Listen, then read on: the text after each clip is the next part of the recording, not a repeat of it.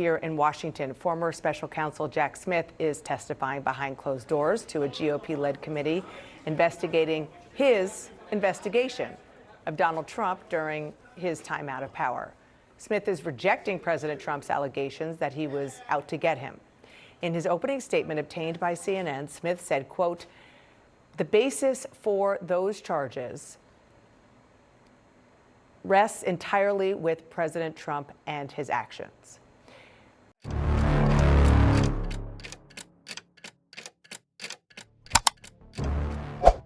Il arrive parfois que des décisions judiciaires courantes cessent d'être purement procédurales et marquent un tournant dans le fonctionnement institutionnel.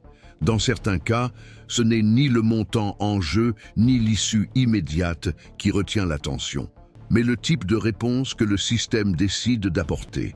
Le 20 décembre 2025, la 11e Cour d'appel des États-Unis a confirmé à l'unanimité une sanction financière à l'encontre de Donald Trump et de son avocate Alina Habba, autorisant l'activation immédiate de mécanismes d'exécution patrimoniale, y compris sur des biens immobiliers emblématiques tels que Mar-a-Lago.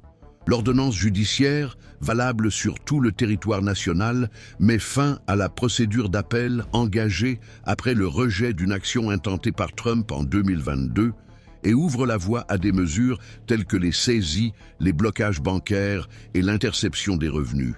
Le jugement ne modifie pas le montant de l'amende, un peu moins d'1 million de dollars, mais change considérablement sa nature en permettant aux avocats des défendeurs de recourir, sans nouvelle procédure, aux instruments coercitifs prévus par le système civil américain.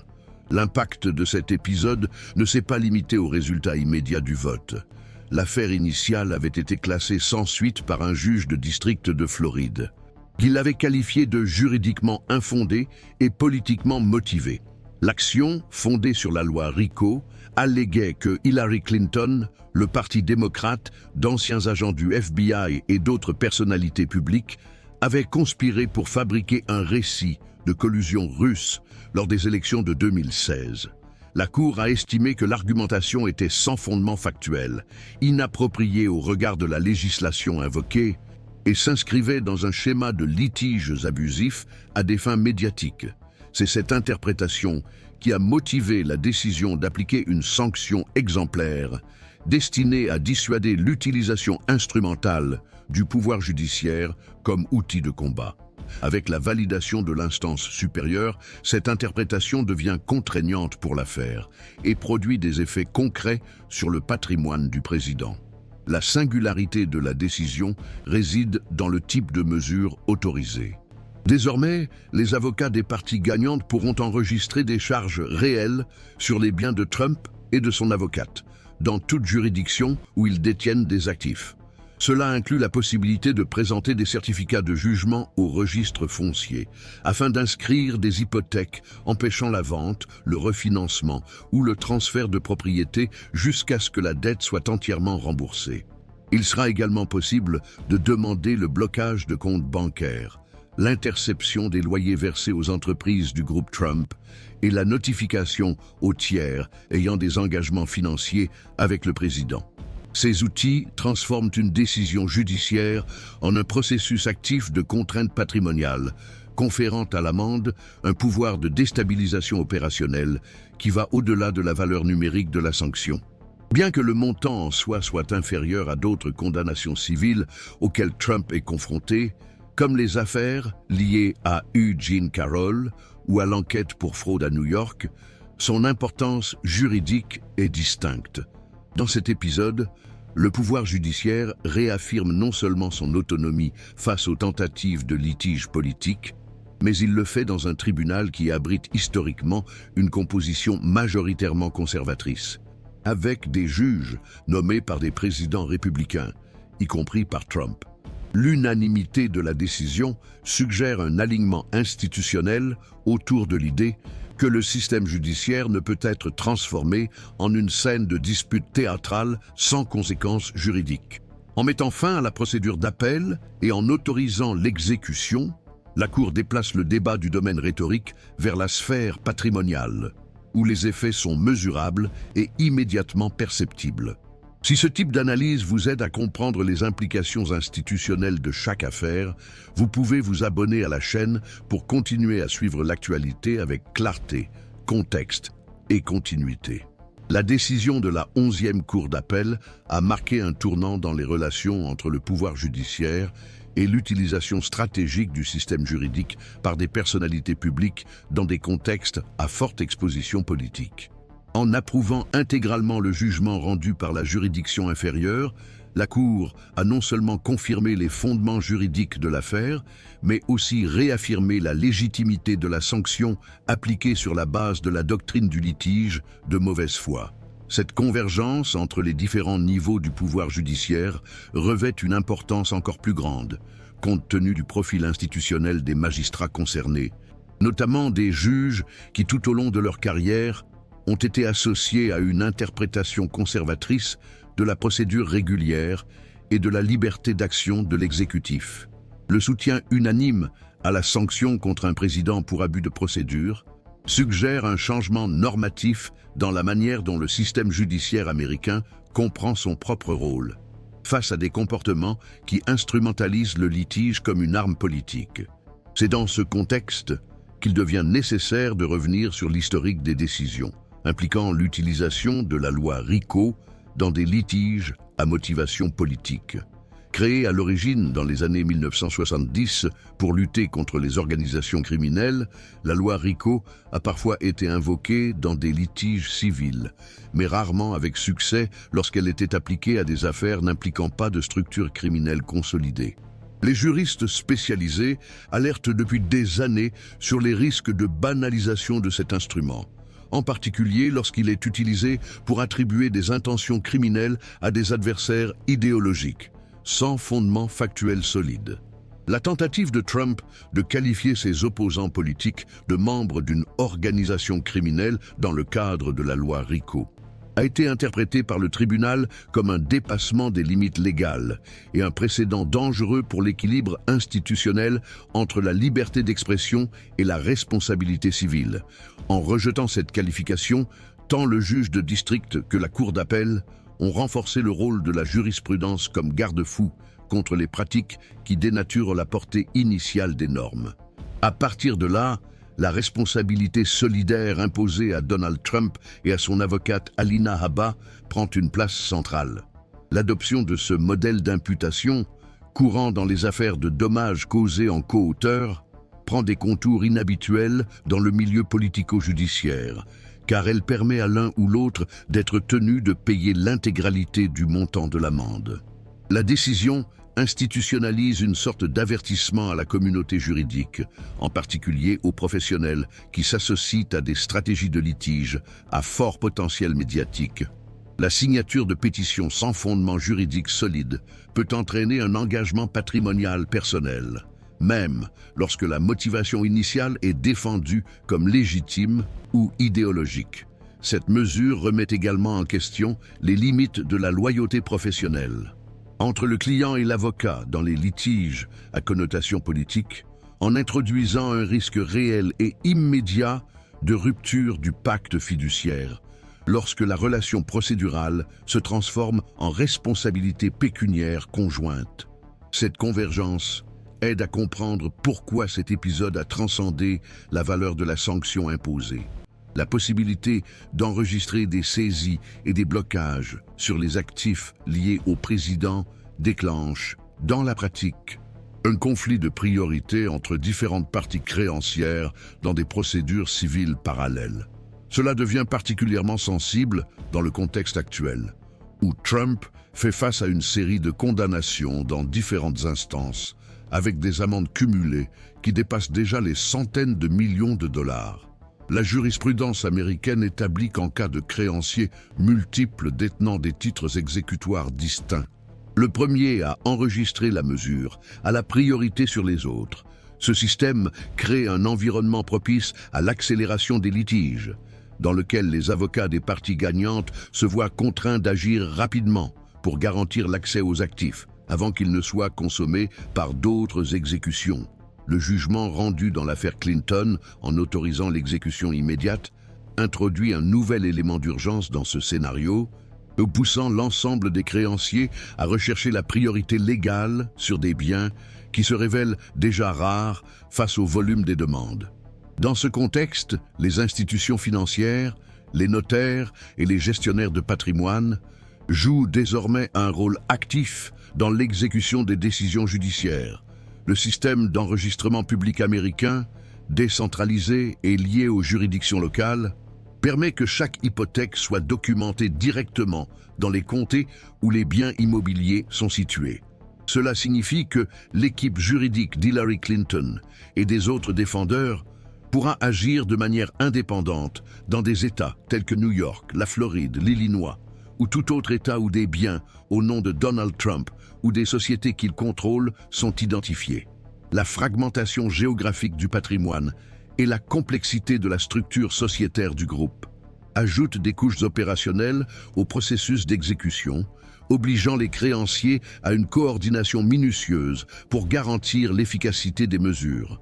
Cependant, ce même environnement crée des opportunités d'intervention judiciaire rapide. You don't hand matches Lorsque les to an arsonist, reçoivent des and you don't give power to an angry left-wing mob. force exécutoire nationale au titre. D'un point de vue institutionnel, la décision a également des répercussions sur la manière dont le pouvoir judiciaire est perçu dans le débat public entre autonomie juridique et influence politique.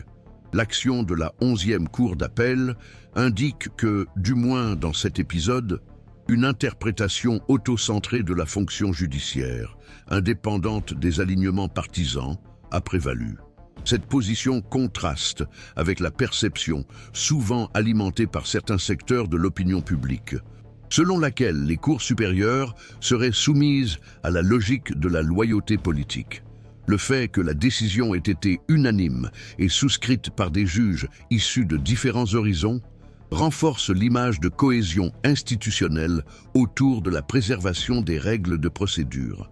Même si cette décision ne permet pas de dégager une position définitive sur toutes les pratiques judiciaires futures, cet épisode crée un cadre interprétatif important sur les limites de tolérance du système juridique face à des actions clairement dissociées du fond juridique et axées sur des gains communicationnels. Si ce contenu vous aide à comprendre le fonctionnement institutionnel derrière les événements politiques, pensez à vous abonner à la chaîne. Nous suivons chaque étape avec clarté et cohérence. La validation de la sanction infligée à Donald John Trump par l'instance supérieure a relancé les discussions cruciales sur les limites à respecter dans l'action des personnalités politiques face au système judiciaire.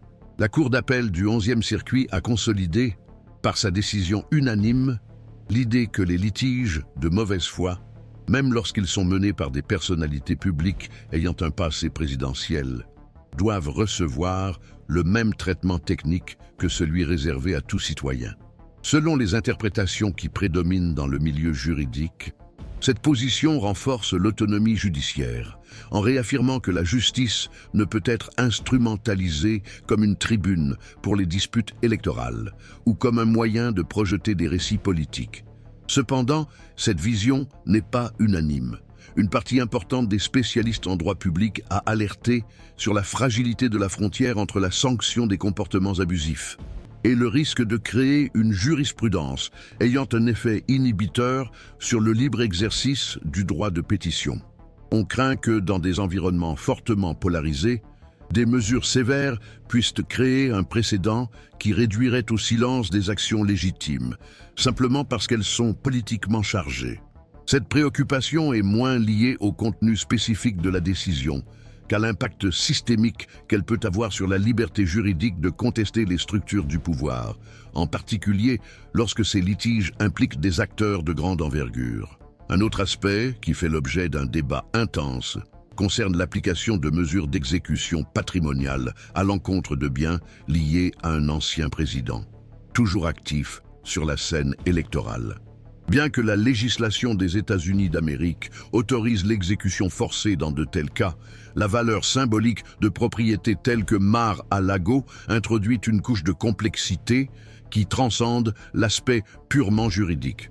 Pour une partie de l'électorat, Les biens immobiliers de cette nature représentent des symboles d'identité politique et idéologique. Si des mesures de saisie sont effectivement enregistrées, il est possible que Donald John Trump utilise ce fait comme élément central de son discours public, se présentant comme la cible de représailles, même si les mesures adoptées sont strictement fondées sur la légalité. Ce scénario crée une tension évidente entre la fonction normative du système judiciaire et la dynamique de l'arène politique. La manière dont la société interprétera cette exécution pourrait influencer directement la position de divers acteurs institutionnels, tels que les institutions bancaires, les bureaux d'enregistrement, les tribunaux d'État et même les réseaux de soutien politique et financier. Selon l'interprétation qui prévaudra, légitimité ou persécution, ces acteurs adhéreront plus ou moins aux ordonnances judiciaires rendues. La capacité d'exécution effective de la sentence peut donc dépendre non seulement de sa valeur juridique, mais aussi de la manière dont elle sera perçue sur le plan symbolique et politique. Au sein de la communauté juridique, la condamnation solidaire de l'avocate Alina Habba a également provoqué des répercussions. La décision a déclenché l'alerte parmi les cabinets qui traitent des affaires très médiatisées. De nombreux professionnels ont commencé à revoir les critères éthiques et techniques pour accepter ce type de litige face à la possibilité réelle d'une responsabilité personnelle, pour des pratiques procédurales considérées comme abusives. Selon certains analystes, cette affaire devrait donner lieu à une nouvelle tendance à la prudence dans le domaine du droit politique, favorisant l'adoption de filtres plus rigoureux et la valorisation de stratégies juridiques fondées sur des preuves et une doctrine consolidée. Même si l'impact total du jugement n'est pas immédiat, il y a des signes clairs qu'il est déjà en train de redessiner la carte des risques liés à l'exercice professionnel dans les affaires d'intérêt national. Parallèlement, la question de la démarche qui sera adoptée par les créanciers pour faire appliquer le jugement reste ouverte. L'autorisation judiciaire permet déjà de lancer immédiatement les procédures d'exécution, mais des sources proches des auteurs, parmi lesquelles l'ancienne secrétaire d'État Hillary Diane Rodham Clinton, indiquent qu'il y a une composante stratégique en jeu. La possibilité d'enregistrer des saisies dans différentes juridictions à titre préventif est envisagée comme une alternative pour garantir la priorité légale sur les biens concernés. D'autres analystes estiment qu'il pourrait y avoir des tentatives de négociation, en particulier si les créanciers choisissent d'utiliser la décision comme un moyen de pression indirecte, préservant ainsi l'impact public et évitant une confrontation directe. Le silence de l'équipe de Donald John Trump jusqu'à présent ne fait que renforcer l'impression que les prochains chapitres seront marqués par des décisions soigneusement calculées et que les conséquences dépasseront le domaine juridique pour toucher la communication stratégique et le jeu politique institutionnel. Pour recevoir des analyses approfondies comme celle-ci, axées sur la compréhension de la politique et du système judiciaire des États-Unis d'Amérique, nous vous invitons à vous abonner à notre chaîne. Notre engagement est d'offrir clarté, responsabilité analytique et suivi constant des thèmes qui façonnent le paysage institutionnel contemporain.